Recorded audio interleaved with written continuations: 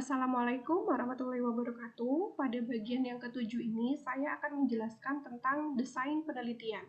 Jadi, setelah kita tahu mulai dari bab 1, rumusan masalahnya apa, latar belakangnya apa, rumusan masalahnya apa, kemudian tujuan dan hipotesis penelitiannya bagaimana, kemudian setelah itu kita sudah melakukan studi literatur di bab 2 tentang tinjauan pustaka, dan kemudian kita sudah menetapkan variabel-variabel penelitian, serta kita juga sudah menetapkan kerangka konsep penelitian, maka selanjutnya adalah tentang bagaimana kita membuat desain penelitian agar desain penelitian nanti akan menghasilkan data-data yang valid. Pengertian desain penelitian ini adalah desain riset atau desain penelitian merupakan kerangka kerja atau rencana kerja yang dilakukan untuk melakukan penelitian yang akan digunakan sebagai pedoman dalam mengumpulkan data serta nantinya menganalisis data. Tipe-tipe desain penelitian, ya, kita pelajari dulu tentang metode. Jadi untuk membuat desain penelitian ini kita kenal dulu namanya metode. Metode itu adalah bagian dari metodologi terkait dengan metode, bagaimana teknik, prosedur, dan berbagai macam alat yang nantinya digunakan di dalam penelitian. Metode penelitian bisa juga disebut sebagai desain penelitian. Jadi sama ya, desain penelitian atau metode penelitian sama. Cara mengkategorikan penelitian bisa dilakukan dengan melihat metode penelitian ataupun dengan melihat riset desain, ya, dan juga bagian berdasarkan dikotomi penelitian. Apakah penelitian dasar ataupun penelitian aplikatif. Metode penelitian dan metodologi penelitian keduanya berbeda namun terkait satu dengan yang lainnya. Ya, kalau metode itu caranya, metodologi itu adalah ilmunya. Ya. Metode penelitian ini merupakan suatu teknik atau prosedur untuk mengumpulkan data dan menganalisis data. Ya. Jadi intinya begitu. Beberapa jenis desain penelitian ini ada penelitian eksplorasi atau eksploratory, penelitian deskriptif, dan penelitian sebab akibat atau kausal.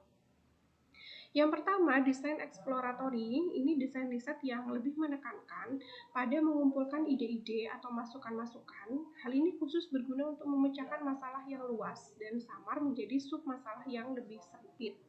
Penelitian deskriptif ini adalah desain penelitian yang lebih menekankan pada penentuan frekuensi terjadinya sesuatu atau sejumlah atau sejauh mana dua variabel ini berhubungan. Jadi nanti dideskripsikan. Kemudian penelitian sebab akibat ini adalah desain penelitian yang lebih menekankan pada penentuan hubungan sebab dan akibat.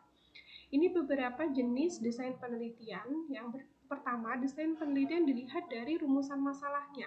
Apakah penelitian eksploratif atau penelitian uji hipotesis, ya. Jadi kalau penelitian eksploratif itu kita hanya melihat saja, ya, mengamati saja apa yang terjadi. Kalau uji hipotesis kita sudah menduga terlebih dahulu hubungan antara dua variabel atau pengaruh dari dua variabel kemudian kita ujikan. Sedangkan yang kedua, desain penelitian berdasarkan metode pengumpulan datanya ini bisa dua, yaitu pengamatan dan survei. Kalau pengamatan kita langsung melihat objeknya, tapi kalau survei ini kita bisa menggunakan ya responden untuk melihat suatu fenomena. Yang ketiga, desain penelitian dilihat dari pengendalian variabel-variabelnya. Yang pertama adalah penelitian eksperimental, yang kedua adalah penelitian ex post facto.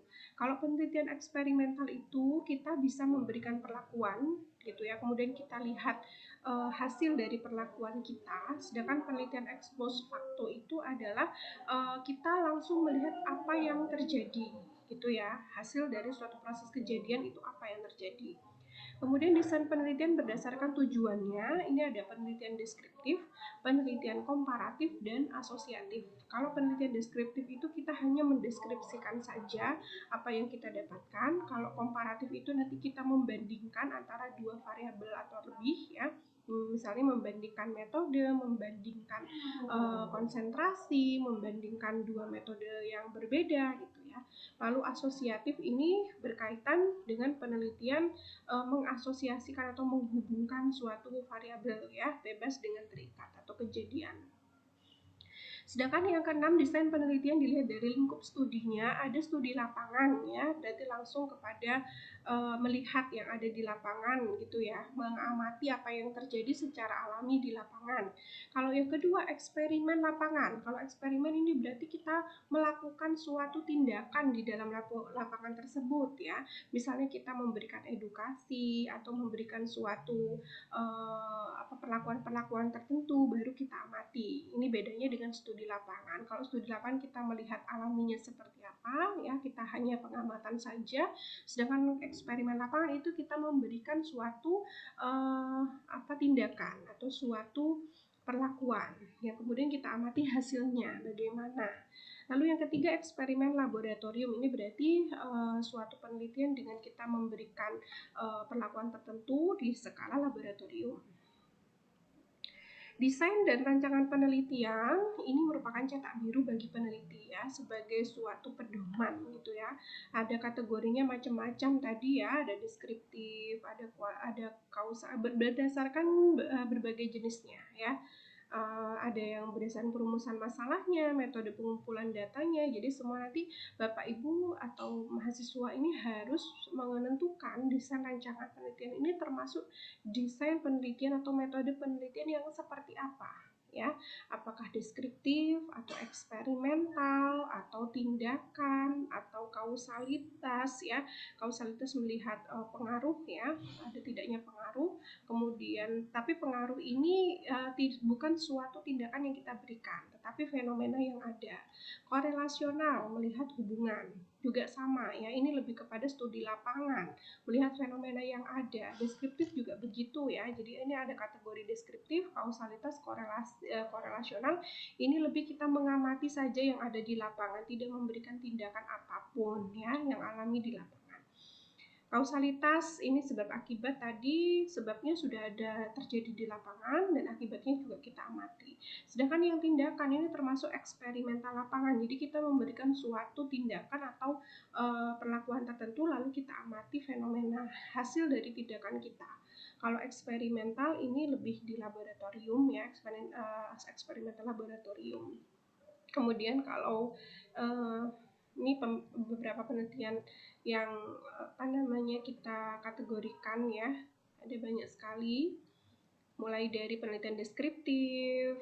Ini langkah-langkah penelitian deskriptif itu apa saja, melalui secara umum hampir sama, bedanya nanti di desain penelitiannya saja atau metode penelitiannya saja dan pengumpulan datanya bagaimana serta analisisnya. Perbedaannya hanya itu.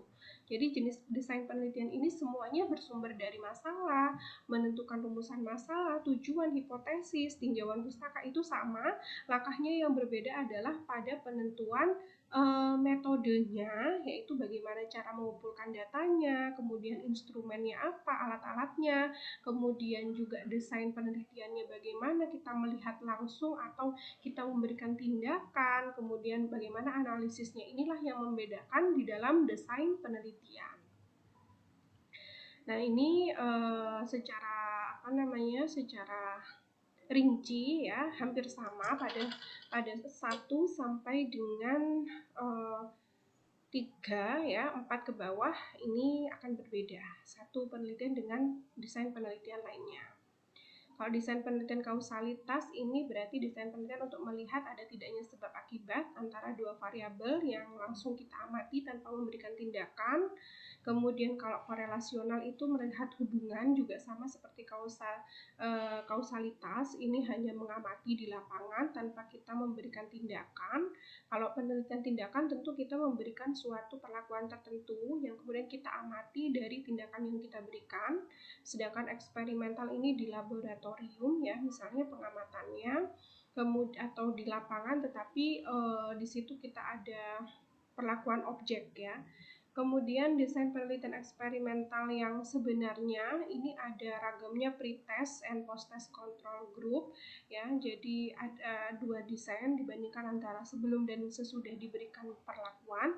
Ada juga yang post-test only control group, hanya dilihat di akhir, kemudian kita memberikan kontrol positif dan kontrol negatif ya. Misalnya tadi pada desain penelitian eksperimen melihat aktivitas anti kanker daun semanggi air Di situ termasuk jenis post-test only control group. Jadi hanya dilihat aktivitasnya setelah dilakukan eksperimen, dan itu control group, artinya ada kontrol negatif dan kontrol positif. Kalau kontrol negatif itu adalah sel kanker yang hanya diberi placebo daripada ekstrak ya, hanya pelarut ekstraknya saja. Sedangkan untuk kontrol positif ini biasanya diberi dengan obat anti kanker yang sudah established gitu ya. Jadi nanti dibandingkan antara perlakuan dengan kontrol negatif maupun kontrol positif. Kalau eksperimental semu, ini desain penelitian yang disusun untuk memperoleh informasi yang merupakan perkiraan bagi informasi yang dapat diperoleh melalui eksperimen yang sebenarnya dalam keadaan yang tidak memungkinkan untuk memanipulasi semua variabel yang relevan. Ragamnya ada one shot case study, ya, studi kasus, kemudian pretest post-test group, statistik group, ya. Ini seakan-akan memberikan tindakan, tetapi sebetulnya hanya pengamatan, ya, termasuk eksperimental semu.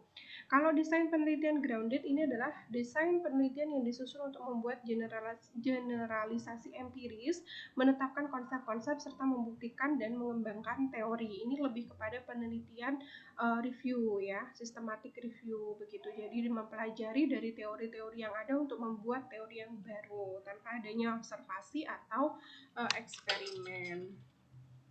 Ya.